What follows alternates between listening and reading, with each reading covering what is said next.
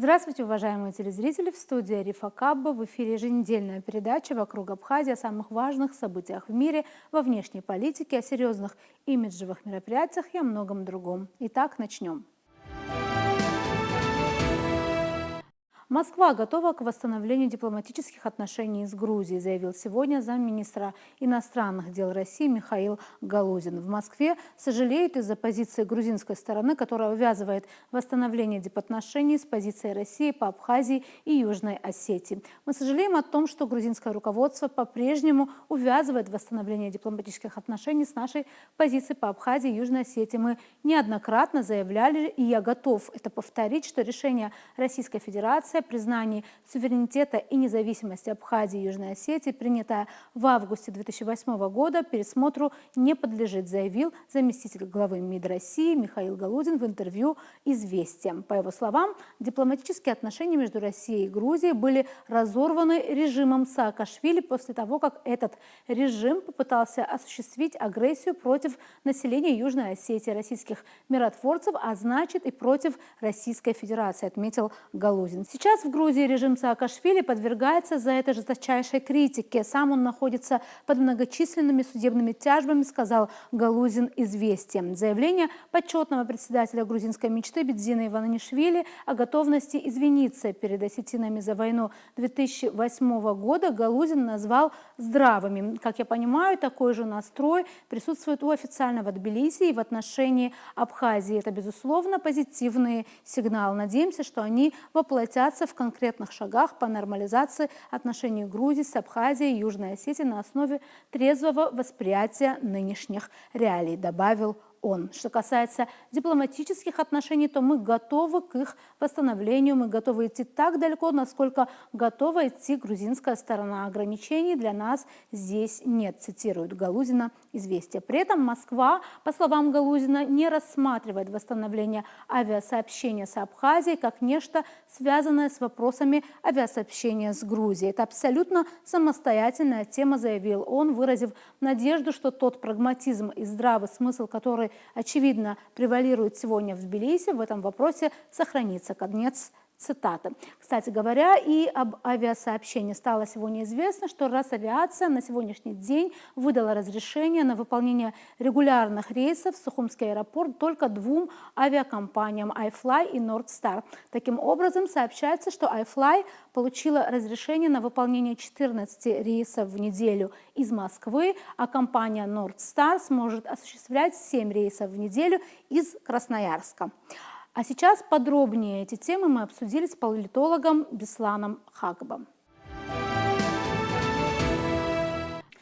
Приветствуем вас, Беслан Алексеевич. Как вы знаете, вот совсем свежее есть интервью Михаила Галузина, и Кремль, по сути, Москва заявляет о том, что были бы уже они не против, наконец, установить дипломатические отношения с Грузией. Как вы знаете, они были прерваны в 2008 году, это уже довольно давняя история, и все еще нет дипломатических отношений между Россией и Грузией. Как вам кажется, вот как тут будут развиваться события, что можно спрогнозировать? Готовы ли к этому в Грузии? Вы знаете, необходимо подчеркнуть, что Россия со своей стороны всегда подчеркивает, что она готова наладить отношения с Грузией. Я вам напомню, что вообще вот разорвать дипотношения с Российской Федерацией, это была инициатива политического руководства тогдашней Грузии после событий 2008 года. И всегда Российская Федерация, политическое руководство подчеркивало, даже сам президент, когда был премьер-министром, говорил, что мы можем наладить хорошие отношения с Грузией, не связывая с событиями, которые произошли в 2008 году. То есть не связывая признание со стороны России Абхазии и Южной Осетии. Я вам напомню, что вот постоянно в своих выступлениях, когда вопросы касаются Абхазии и Южной Осетии, Владимир Путин подчеркивает, что мы признали суверенитет Абхазии и Южной Осетии, и это не подлежит сомнению. Это всегда подчеркивается. Кстати, подчеркивает это Сергей Лавров. Когда в абхазском обществе иногда возникают какие-то сомнения, вот эти разговоры, когда начинается процесс некоторого сближения России и Грузии, возникают подозрения, что это может навредить признанию Абхазии и Южной Осетии. Всегда подчеркивают от них, что никакой связи нет. Я вам напомню, что вот те договоренности, которые были заключены между Россией и Абхазией, это очень долгосрочные, и подчеркивать, что Россия будет, во-первых, гарантировать суверенитет, гарантировать безопасность и продвигать расширение международного признания. И это всегда подчеркиваю. Так что, если где-то кто-то заявляет, и причем этот сотрудник Михаил Галузин, о чем он говорит, тоже подтверждает это, что Россия готова наладить отношения с Грузией. А вот готова ли это Грузия, как вы вот поставили вопрос, я не уверен, честно говоря. Понимаете, знаете, почему я объясню? Все-таки мне кажется, что в грузинском обществе до сих пор сохраняется, я бы даже сказал, в подавляющем случае неприязненно пока отношение к Российской Федерации. В связи с этими событиями, которые произошли не только, кстати, в 2008 году, и до этого. Они говорили, что это вот Россия это все спровоцировала, война в Абхазии, в Южной Осетии, потому это оккупационная страна, они должны оставить вот, Абхазию, Южную Осетию, которую считают частью территории Грузии. А это всегда все политики в Грузии говорят. И это потребность такая существует в грузинском обществе. Я не уверен, что в ближайшие десятилетия какие-то изменения произойдут. Но, вы знаете, мировая практика показывает, когда конфликтные отношения сохраняются в связи с некоторыми территориальными событиями, статусом этих территорий, но нормальные отношения сохраняются, даже налаживаются. Знаете, в этом отношении, если посмотреть, я думаю, что если вдруг решит политическое руководство Грузии возобновить переговоры, потом вообще восстановить дипломатические отношения, я думаю, что Россия не будет против, и это вполне возможно. Да, но как вы хорошо знаете, там еще существует закон об оккупированных территориях, который напрямую касается Российской Федерации. Да. То есть все-таки возможно ли даже чисто в каком-то международно-правовом плане установить дипломатические отношения между двумя странами, когда есть вот этот закон, есть то есть непризнание существующих реалий. Об этом, кстати, много тоже говорилось в этом интервью. Во-первых, они могут пересмотреть. Я не думаю, что какой-то скандал может произойти, учитывая, что правящая партия, она подавляющим пользуется поддержкой. Вот выборы показали, что они могут продвинуть, снять эту проблему. Я имею в виду закон. Но что касается всего остального, что мы восстановим территориальную целостность Грузии, имея в виду Абхазию и Южную Осетию, этот вопрос в ближайшие десятилетия грузинское общество всегда будет ставить. Политики и даже простые люди. Понимаете, в чем дело? Что произошло с Грузией? С этими событиями в Южной Осетии и Абхазии, когда какая-то страна теряет часть своей территории, это всегда болезненно отражается на протяжении десятилетий, а тем более здесь, на Кавказе. Мы должны учитывать этот фактор, что в ближайшие десятилетия в отношении к Абхазии и Южной Осетии Грузия не изменит своего отношения, потому что потребность есть в грузинском обществе вернуть эти территории свои, как они говорят. Но, с другой стороны, мы должны посмотреть, что какова будет в этом отношении в дальнейшем со стороны Российской Федерации. Россия – великая держава. Вы знаете, так взять и отозвать, как говорят, признание по отношению к Абхазии и Южной Осетии вряд ли пойдет на это Россия как великая страна. Есть другие страны, которые могут себе позволить. Вы знаете, есть суверенные страны, которые себя так называют, которые занимаются торговлей своего суверенитета. Их десятки. Но это не Россия, это не Америка, например, это даже не Китай. Великая держава тем отличается от этих стран, что она жестко отстаивает свои интересы. И поэтому, если вдруг возникнет вопрос восстановления дипломатических отношений, я думаю, что они смогут, если будет добрая воля со стороны Грузии, я думаю, что Россия откликнется, это вполне возможно. Но я еще раз хочу подчеркнуть, что это не отразится на положении политического статуса и Абхазии, и Южной Осетии. То есть я правильно вас поняла, что в принципе установление дипломатических отношений возможно даже отмена закона об оккупированных территориях гипотетически, и это вы предполагаете возможным. Другое дело, что всегда это будет между этими отношениями, между двумя государствами всегда будет стоять, как дамоклов меч, висеть отношение все-таки Грузии к непризнанию Абхазии и Южной Осетии. Так я правильно вас поняла? Совершенно правильно. Я еще раз хочу подчеркнуть, что Грузия не признает Абхазию и Южную Осетию. Мы должны понимать, хорошо, вы знаете, лучше абхазцев и осетин в Грузии никто не знает. Мы хорошо знаем Грузию, мы вместе жили. Мы должны понимать, что, знаете, какое сегодня настроение в грузинском обществе.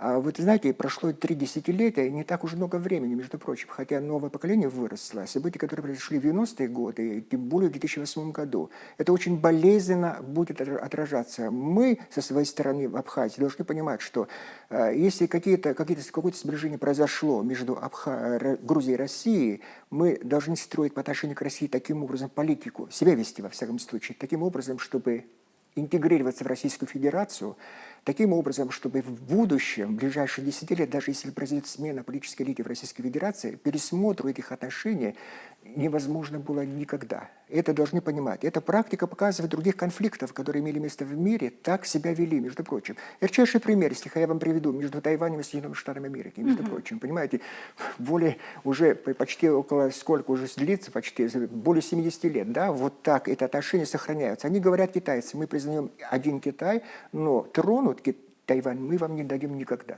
Вот, понимаете, таких примеров десятки в мире. Поэтому мы должны таким образом строить отношения с Российской Федерацией, чтобы интегрироваться таким образом, что это было и в интересах Абхазии, и в интересах Российской Федерации. Я уверен, что никаких изменений, если в Абхазии будет все спокойно, стабильно, никаких изменений по отношению к Абхазии, я имею в виду политику Российской Федерации, не произойдет. Большое спасибо, что пришли и ответили на наш вопрос. Благодарю вас. К другим темам. Азербайджан остается верен своей позиции по вопросу сроков подписания мирного договора с Арменией. На пути к заключению мира лежат два условия Баку в адрес Еревана. Официальный распуск фактически бездействующей и потерявшей свою актуальность Минской группы ОБСЕ, которая с начала 90-х годов занималась международным посредничеством в урегулировании Карабахского конфликта, и внесение изменений в Конституцию Армении, где, как утверждает Азербайджан, содержатся территориальные претензии к нему. Министр иностранных дел Азербайджана Байрамов в минувшую субботу во время панельной дискуссии «Вызовы и возможности регионального сотрудничества на Южном Кавказе» на дипломатическом форуме в турецкой Анталии в присутствии армянского коллеги Арарата Мирзояна подтвердил предварительные условия своей страны. До этого главы внешнеполитических ведомств двух закавказских республик провели отдельную встречу на полях форума. Стороны обсудили текущее положение дел в процессе нормализации после завершения работы над текстом мирного договора и выразили готовность продолжить диалог, гласил пресс-релиз МИД Армении по итогам встречи Мирзояна и Байрамова. Она стала первой с тех пор, как ровно месяц назад, 13 марта, стороны объявили о завершении переговоров по разработке соглашения об установлении мира и межгосударственных отношений между Республикой Армения и Азербайджанской Республикой. Текст проекта мирного договора с тех пор полностью согласован, но сроки и место его подписания остаются в столь же полной неопределенности ввиду выдвигаемых Баку двух условий. Мы считаем, что после этих шагов не возникнет никаких дополнительных препятствий на пути к подписанию мирного соглашения, заявил Байрамов в Анталии. Правительство Азербайджана утверждает, что в действующей Конституции Армении закреплены территориальные претензии к Азербайджану. В преамбуле основного закона содержится ссылка на Декларацию независимости 1990 года, в которой, в свою очередь, упоминается объединение Армении и Нагорного Карабаха. В Конституции Армении нет ничего, что говорило бы о том, что Карабах является частью Армении, парировал накануне Мирзоян. Ничего такого нет. Наоборот, у нас тоже есть свои опасения по поводу Конституции Азербайджана. Но почему мы не поднимаем этот вопрос, так как у нас есть специальное положение в тексте мирного договора о том, что мы признаем территориальную целостность друг друга. И у нас также есть положение, в котором мы говорим, что ни одна из сторон не может ссылаться на свое внутреннее законодательство для оправдания невыполнения этого соглашения. То есть этот вопрос решен, и самый короткий путь подписать и ратифицировать соглашение, представил министр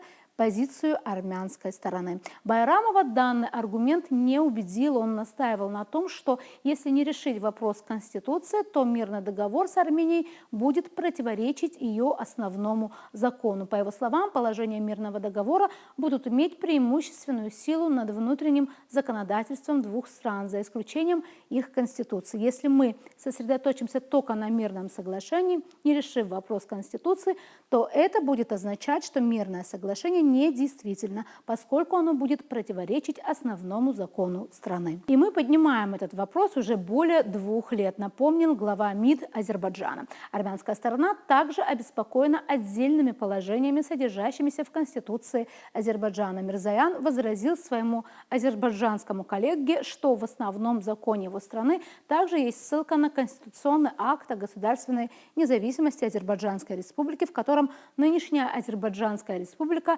объявляет себя правопреемницей Азербайджанской Демократической Республики, существовавшей в 1918-1920 годах. Словом, нелегка она дорога к мирному договору.